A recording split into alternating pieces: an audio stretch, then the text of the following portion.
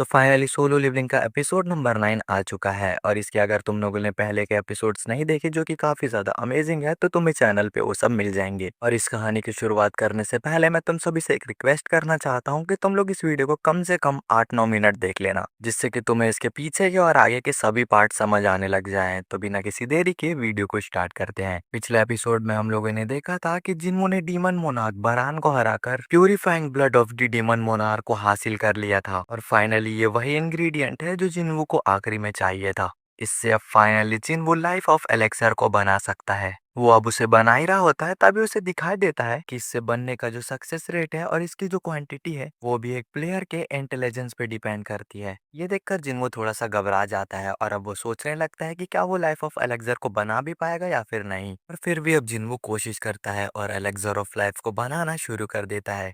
और वो अपने मन ही मन में ये प्रार्थना कर रहा होता है कि ये चीज़ कंप्लीट हो जाए और फाइनली हम लोग देखते हैं कि वो बन भी जाता है। और ये देखकर तो जिन्वो काफ़ी ज़्यादा खुश हो जाता है क्योंकि वो इस चीज़ का यूज़ करके अपनी मॉम की बीमारी को ठीक कर पाएगा। पर इधर जिन्वो अब भी थोड़ा सा नर्वस होता है और सोचने लगता है कि क्या ये चीज़ सच में काम करेगी और क्या ये मेरी मॉम को ठीक कर पाएगी भी या फिर नहीं। अभी वहाँ पर आयरन उसी ड्रैगन की डेड बॉडी को जिन्वो के सामने लाकर रख देता है। इधर जिन्वो भी अपनी अराइज वाले पावर का यूज़ करके उस ड्रैगन की सोल को अपने शैडो मोनार्क आर्मी में ऐड कर लेता है। और ये देखकर तो एसिल भी काफी ज्यादा शॉक हो जाती है। इसके बाद अब सिस्टम जिन्वू से इस ड्रैगन का नाम रखने के लिए कहता है। इधर जिन्वू को ये याद ही नहीं आ रहा होता है कि इस ड्रैगन का नाम क्या था और इसलिए जिन्वू अब इस ड्रैगन का नाम काइजल रख देता है और ये नाम भी काइजल को पसंद आ जाता है। वहीं पर एसिल भी अब खुश होकर कहती है कि इसकी मदद से तो हम लोग काफी जल्दी अपने घर पहुंच जाएंगे। घर जाने के बाद हम लोग पार्टी करेंगे और मेरे फादर भी काफी ज्यादा खुश होंगे। वो ये सब बोल ही रही होती है लेकिन जिन्वू उसकी बातों पर ध्यान ही नहीं दे रहा होता है। वो सोच रहा होता है कि मुझे एलेक्सर के इफेक्ट को इमीडिएटली देखना है। अभी जिन्वू को याद आता है कि उसकी इन्वेंट्री में एक रिव्यू स्टोन है जिसका यूज करके वो काफी जल्दी ही यहाँ से बाहर निकल सकता है। जिन्वू अब स्टोन को देख ही रहा होता है तभी वो ध्यान देता है कि उसे रिवॉर्ड में एक जॉब एक्सक्लूसिव स्किल भी मिली है कि है शैडो एक्सचेंज और इसकी मदद से जिन्वू अपनी जगह अपने शैडो की जगह से बदल सकता है, मतलब टेलीपोर्ट हो सकता है। पर इसमें डिसएडवांटेज ये है कि इसे एक बार यूज करने के बाद इसे दोबारा 3 घंटे बाद ही यूज किया जा सकता है।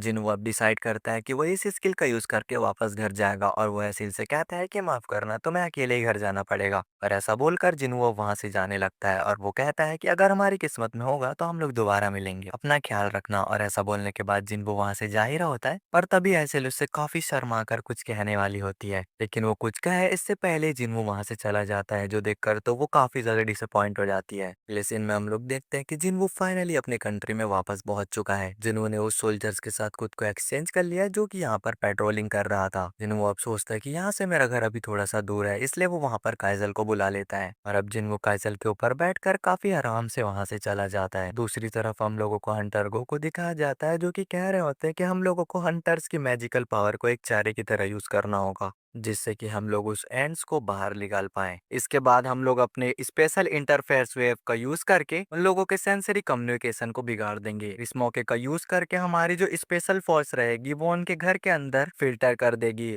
और जाकर उस क्वीन एंट को मार देंगे। वही पर अब जिनचुल ये कहने लगता है कि जो इंटरफेरेंस वेव है वो सही से काम करेगी भी या फिर नहीं। अब गोभी कहता है कि सच बताऊं तो मुझे भी थोड़ा सा मुश्किल फील हो रहा है, पर जो इन्वेस्टिगेशन के रिजल्ट्स थे वो काफी ज्यादा एक्यूरेट थे और हमारे कंक्लूजन भी काफी ज्यादा सही थे और हमने वापस रिटर्न होने का यानी कि रिट्रीट प्लान भी बना रखा है। अगर इंटरफेरेंस फेल हो जाती है तो हम लोगों को सबसे पहले इंपॉर्टेंट चीज जो करनी है वो ये है कि हमें सभी हंटर्स को आइलैंड पर भेजने की तैयारी करनी चाहिए। वैसे क्या तुम जिन्हू को कांटेक्ट कर पाए हो? जिस पर जिनचुल कहता है नहीं। अगले सीन में हम लोग मिन को देखते हैं जो कि बेक का दोस्त है और वो लोग यहाँ पर ड्रिंक करने के लिए आए हैं। पर अब बेक कह रहा होता है कि ये एस रैंक का हीलर मिन बेंग गू ये दुनिया का उन हंटर्स में से एक है जो कि काफी ज्यादा यंग एज में रिटायर हो गए थे, वो भी पूरी तरीके से अनहार्म। ये साथ में मेरे लाइफ और डेथ का कंपेनियन है। परमीन अबू से कहता है कि क्या तुम लोग सच में अभी जीजू आइलैंड पर फिर से जाओगे? तुम लोगों ने देखा तो था ना कि किस तरीके से इंसुक मारा गया था। पर बेग भी अब याद करने लगता है कि इंसुक यानी कि उसका दोस्त कैसे मारा गया था। ये सब याद करते हुए वो कहता है कि हाँ, इसीलिए मैं जा रहा हूँ जीजू आइलैंड। अगर ये एंट मॉन्स्टर इसी तरह से रहेंगे तो इस पूरे कंट्री की हालत खराब हो जाएगी, इस पूरी कंट्री के लोग मारे जाएंगे। वहीं पर अब मिन कहता है कि मैं तो नहीं आऊंगा, अगर तुम लोग मुझे इनवाइट करने आए हो तो मैं तो तुम्हें पहले ही मना कर देता हूँ। यहाँ पर बेग कहता है कि नहीं, मैं तो यहाँ पर तुम्हें गुड बाय कहने आया हूँ कि कोई भरोसा भरोसा नहीं है, इसके बाद शायद हम लोग कभी भी ना मिल पाएँ। तो सुनकर मिन चुप हो जाता है और वो बेग से कहता है कि मैं सोच रहा हूँ कि मैं सिविल सर्विस एग्ज़ाम दूँ। मैं किसी को भी मरते हुए नहीं देखना चाहता हूँ, इसलिए मैं एक सिविल सर्वेंट बनना चाहता हूँ। और मेरी स्टडी में हिस्ट्री अच्छी है, पता नहीं मैं पास हो भी पाऊँगा या फिर नहीं। पर मैं कोशिश करूँगा, यहाँ पर मैं ज़्यादा से ज़्यादा अपनी नॉर्मल लाइफ़ करने की कोशिश कर सकता हूँ बस।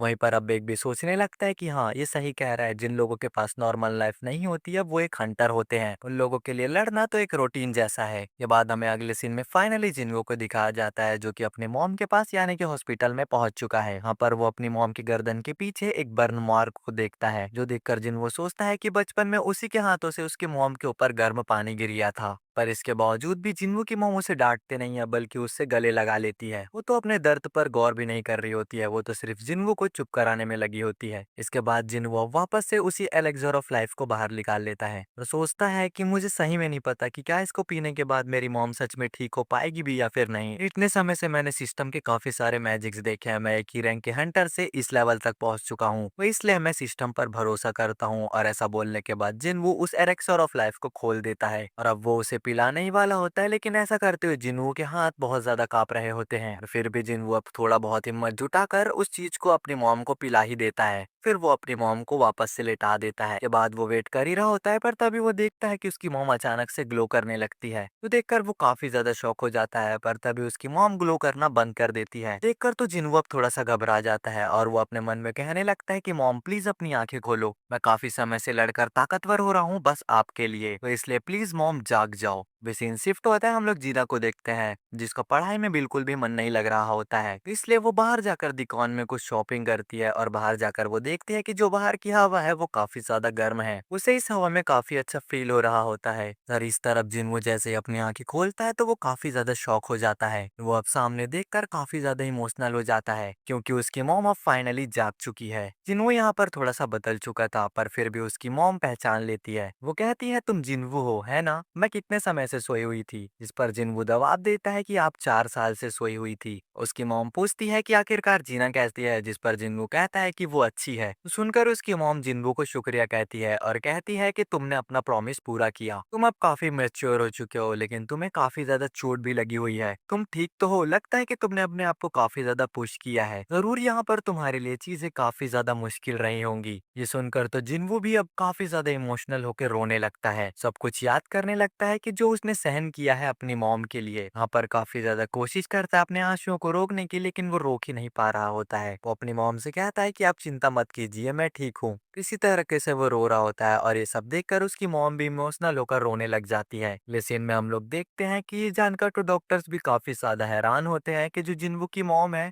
वो एटर्नल स्लम्बर से बाहर आ चुकी है, मतलब ठीक हो चुकी है। सो डॉक्टर जो होता है वो कहता है कि जो फैमिली है वो चाहती है कि जो पेशेंट है उसको जल्दी से जल्दी डिस्चार्ज किया जाए। एक चीज तो मैं तुम लोगों को बताना ही भूल गया, तो जिन्वो की मदर के पीछे जो बोन स्कार था वो भी गायब हो चुका है। इसके बाद अब सीन शिफ्ट होता है, हम लोग देखते हैं कि जिन्हा भी अब अपनी मॉम से मिलने के लिए आती है। वो अपनी मॉम को जगा हुआ देखकर काफी खुश होकर उसे गले लगा लेती है। इस तरीके से अब जिन्हा भी काफी ज्यादा रोने लगती है। ये सब देखकर भी जिन्हो खुश हो जाता है और कहने लगता है कि इतने समय से जो मैंने मेहनत की वो अब रंग ला रही है। अगले सीन में हम लोग फिर से अब गो को देखते हैं, जो कि यहाँ पर एक इंटरव्यू में आया है। यहाँ पर अब सभी रिपोर्टर्स का शुक्रिया करता है यहाँ पर आने के लिए। वो अब सभी लोगों से कहता है कि तुम लोगों को तो पता ही होगा कि नेशनल वर्ल्ड में सभी जगह डिजास्टर्स हो रहे हैं, वो भी इन विंग्स एंड्स की वजह से, जो कि जीजू आइलैंड से आ रहे हैं। इस वजह से हंटर एसोसिएशन ने डिसाइड किया है कि हम लोग 4th जीजू आइलैंड मिशन को शुरू करने वाले हैं। इस मिशन के अंदर सिर्फ डोमेस्टिक एस रैंक के हंटर्स ही इन्वॉल्व नहीं होंगे, बल्कि जापान के 10 एस रैंक के हंटर्स भी इन्वॉल्व हो रहे हैं।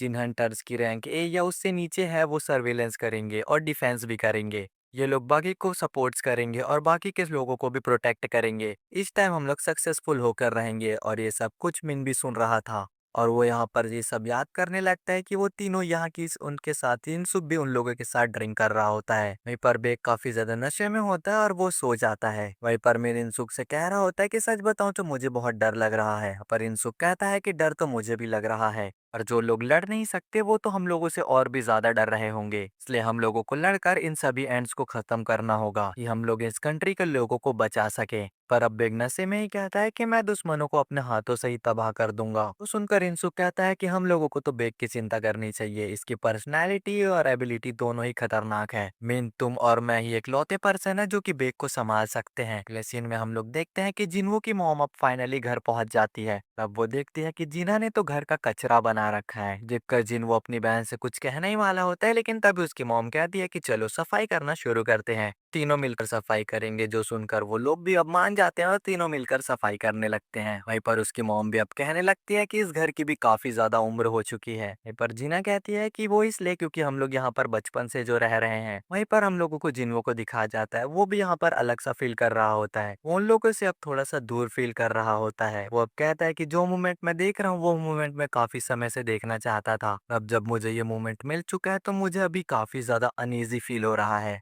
कहीं मैंने हंटर होने के तौर पर वो लाइन तो क्रॉस नहीं कर दिया जो कि मुझे नहीं करनी चाहिए थी। इन वो अब कुछ सोच ही रहा होता है तभी उसकी मॉम अब फोटो को देख रही होती है जो कि उनकी फैमिली फोटो होती है। और वो जिन्नू से पूछती है कि क्या तुम्हारे फादर ने तुम्हें कांटेक्ट किया। इस पर जिन्नू कहता है कि नहीं। इस पर जिन्नू की मॉम कहती है कि मैंने सुना कि तुम एक हंटर बन चुके हो। तुम्हारे फादर भी हंटर बनने से पहले एक फायर फाइटर थे। मैंने तुम्हारे फादर से इसलिए शादी करी क्योंकि तुम्हारे फादर जब लोगों की जान बचाते तो मुझे वो काफी ज्यादा कूल लगते थे। तुम भी अपने फादर की तरह हो। और ये सुनकर तो जिन वो काफी ज्यादा खुश हो जाता है। तभी जीना अब अपनी मॉम से कहती है कि मैं भी अब डॉक्टर बन रही हूँ जिससे कि मैं लोगों को हील कर सकूं। और ये सुनकर तो उसकी मॉम भी खुश हो जाती है। अभी अब जिन्वू को एक कॉल आ जाती है जो कि जिनचुल की तरफ से होती है। अगले सीन में अब हम लोग गो को देखते हैं जो कि कॉन्फ्रेंस को पूरा करने के बाद आ जाता है। के बाद अब गो कहता है कि मैंने बिल्कुल भी एक्सपेक्ट नहीं किया था कि कॉन्फ्रेंस के अंदर थॉमस एंड्रे भी आएगा। जिनचुल अब बताता है कि थॉमस एंड्रे अमेरिका का S rank national authority Hunter है। वहीं पर अब गो कहता है कि मैंने बिल्कुल भी एक्सपेक्ट नहीं किया था कि वो हमारी मदद करने के लिए आएगा। थॉमस काफी ज्यादा पावरफुल है। उसकी पावर एक नेशनल मिलिट्री के बराबर की है। ऐसा पर्सन यूजुअली फॉरेन कंट्री के ऑपरेशन के अंदर इंटरफेयर भी नहीं करता है। वो कह रहा था कि वो ऐसे ही आया है या तो वो हंटर हमें हुआंग के बारे में कुछ बताने आया था या फिर कुछ और। तभी जिनचुल उसे बताता है कि हमारा जिन्नू के साथ कांटेक्ट हो गया है। वो काफी जल्द आ रहा है। अगले सीन में हम लोग देखते हैं कि जिन्नू यहाँ पर पहुंच चुका होता है। यहाँ पर गो अब जिन्नू को बताते हैं कि हम लोग 4 दिन में निकलेंगे। इस रेड मिशन को सक्सेसफुल करना हमारा काफी बड़ा गोल है। तुम हमारी मदद करोगे। यहाँ पर जिन्नू अब सोचने लगता है कि इस अपॉर्चुनिटी को मैं यूज करके अपना लेवल अप कर सकता हूँ। मुझे अब इस अपॉर्चुनिटी को जाने नहीं देना चाहिए। वो अब जवाब देने ही वाला होता है पर तभी वो काफी ज्यादा खतरनाक प्रेजेंस को फील करता है। तो देखकर अब वो भी हैरान हो जाता है। अब वो जिन्नू से कहता है कि तुम काफी ज्यादा प्रेसिव हो। तुम इतने दूर से भी इस पावर को फील कर पा रहे हो। ये पावर एस रैंक के हंटर्स की है जो कि जिन में वार्म अप कर रहे हैं। तुम यहाँ पर इंटरेस्टेड हो तो तुम वहाँ पर जाकर देख सकते हो। अगले सीन में अब हम लोग को जिम का ही सीन दिखाया जाता है। यहाँ पर बेक अब एक हंटर से लड़ रहा होता है। का जो अपोनेंट होता है वो अपने टेक्निक का यूज करके बेक को जमीन पर गिरा देता है। और अब वो उससे कहता है कि तुम्हें अपने कमर को और पैर को और भी ज्यादा ताकतवर करना चाहिए। इस पर बेक कहता है कि इस समय पर बस मैं एक ऑफिस वर्कर हूँ तो मुझे समय नहीं मिलता है। और ऐसा बोलने के बाद वो फिर से उसके साथ लड़ने लगता है। इस फाइट को अब गो जिन्वू को दिखा रहा होता है और वो कहता है कि एस रैंक के हंटर्स काफी ज्यादा रेयरली ही इकट्ठा होते हैं। थोड़े समय पहले जो मैजिकल पावर तुमने सेंस करी वो इन्हीं लोगों की थी। जिन्वू अब कहता है कि बेक तो हारता हुआ दिख रहा है। पर अब चोया जाता है और कहता है कि अगर बेक अपनी पूरी पावर का यूज करेगा तो उसका ओपोनेंट बिल्कुल भी नहीं जीत पाएगा।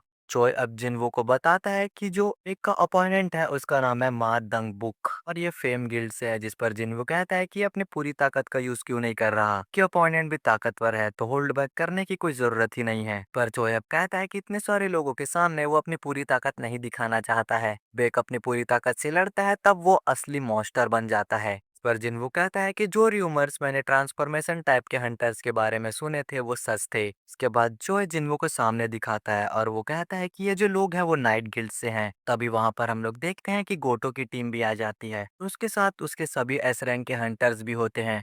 शोएब जिन्वू को बताता है कि ये लोग भी आ गए हैं। ये लोग जापान के एस रैंक के हंटर्स हैं और इनका गिल्ड मास्टर है गोटो। अभी एक लड़की अब जिन्वू को देख लेती है। वो पूछती है कि ये कौन है और यहाँ पर वो जो ट्रांसलेटर लड़की होती है वो बताती है ये जिन्वू है जो कि रिसेंटली ही एस रैंक का हंटर बना है। वही गोटो कहता है कि ये देखकर तो काफी एक अच्छा असेसियन लग रहा है। तो वो लड़की उसे बताती है कि नहीं ये एक मेज टाइप का हंटर है। सुनकर तो गोटो भी शॉक हो जाता है और वो जिन्हो को ही देख रहा होता है, क्योंकि जिन्हो की जो पावर है वो काफी ज्यादा खतरनाक तरीके से रिलीज हो रही होती है। उसे भी यहाँ पर समझ आ रहा होता है कि जिन्हो यहाँ पर कितना ज्यादा पावरफुल है। लिम भी जिन्हो को देख लेता है और कहता है ये तो वही है ना जिसने लिम सुम को एम्बारेस किया था। अब चाहन भी जिन्हो को देख लेती है और कहने लगती है अब समझ आया अचानक से एटमॉस्फेयर बदल कैसे गया था। इसके बाद हम लोग देखते हैं कि माँ अपने ताकत का यूज करके बेक के ऊपर एक काफी खतरनाक मुक्का मारता है। बेक उसे रोक लेता है और इसी तरीके से जापान के हंटर्स उन्हें लड़ता हुआ देख रहे होते हैं। तो वो लोग कहते हैं तो ये है कंट्री के टॉप फोर्स। देखकर वो लड़की कहती है कि ये लोग तो काफी ज्यादा डिसअपॉइंटिंग लग रहे हैं, ऐसे इसलिए क्योंकि मैं हमेशा सिर्फ गोटो के बैटर्स देखती हूँ, इसलिए इन लोग मुझे कमजोर लग रहे हैं और इन लोगों को देखकर तो ये लोग मुझे एस रैंक के हंटर्स भी नहीं लग रहे। ये बात सुनकर वहां पर एक हंटर आ जाता है और वो कहता है कि ये जो तुम बोल रही हो ये तुम नहीं बोल सकती, यहाँ पर तुम इस तरीके से हमारी बेइज्जती नहीं कर सकती हो। जो सुनकर वो लड़की कहती है कि तुम कौन हो, जिस पर एक आदमी बताता है कि ये नाइट गिल्ड का गिल्ड मास्टर है और इसका नाम पाक जॉन सुंग है। इस पर वो लड़की कहती है कि ये नाम तो मैंने पहले कभी नहीं सुना। अब वो बंदा उस लड़की को समझाने लगता है कि आखिर वो कौन है। ये सारी लड़ाई देखकर वहां पर लिम और चाहिन भी पहुंच जाते हैं और वो लोग पूछने लगते हैं कि यहाँ पर क्या हो रहा है। तब पार्क उन्हें बताता है कि ये लोग हमें कमजोर कह रहे हैं।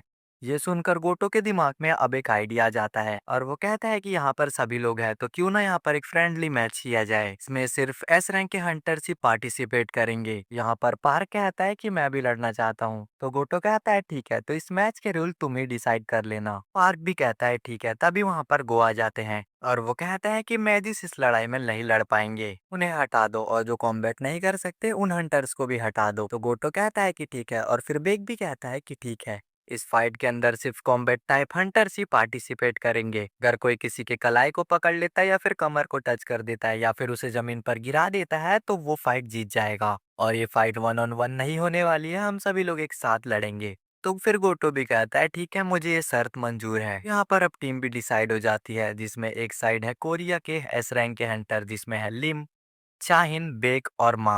दूसरी साइड होने वाले हैं तावाटा, नामोटो, होशिनो और टानाटा। और ये मैच अब यहीं पर शुरू होने वाला होता है, पर इससे पहले ये कमाल का एपिसोड यहीं पर खत्म हो जाता है। तो अगर वीडियो पसंद आए तो चैनल को सब्सक्राइब करके बेल आइकन को ऑल पर सेट कर देना और एक लाइक भी कर देना। तो मिलते हैं नेक्स्ट एपिसोड में, तब तक के लिए bye bye, take care, Tata.